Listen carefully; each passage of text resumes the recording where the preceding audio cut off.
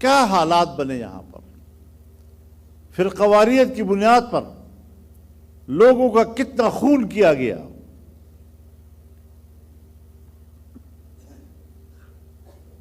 مجھے بھی اپنے ساتھیوں نے رابطے کیے کہ جی ہمیں قتل کیا جا رہا ہے، ہمیں بندوق کی اجازت دے دو.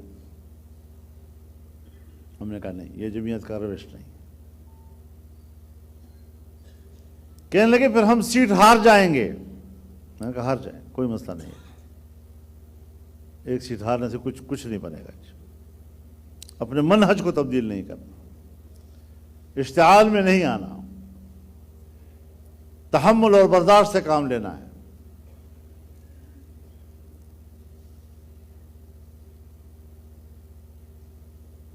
آج اگر مدارس پاکستان سے وابستہ ہیں، آج اگر علماء پاکستان سے وابستہ ہیں، آئین سے وابستہ ہیں، قانون سے وابستہ ہیں، ملک کے ساتھ وفاداری کا اظہار کر رہے ہیں، پھر سزا کس چیز کی ان کو دی جا رہی ہے؟ تمام تر وفاداریوں کے باوجود اگر اس طبقے کو دیوار سے لگایا جا رہا ہے تو پھر مان لو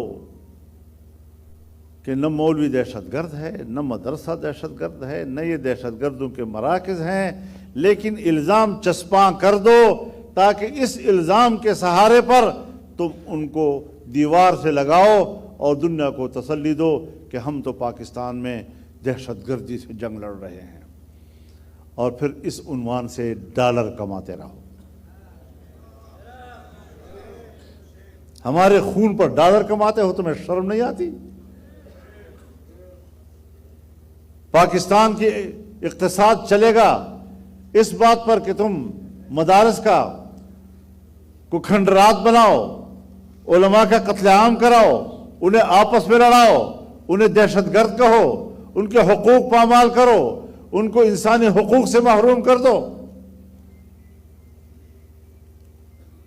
سو ہم نے برداشت کیا.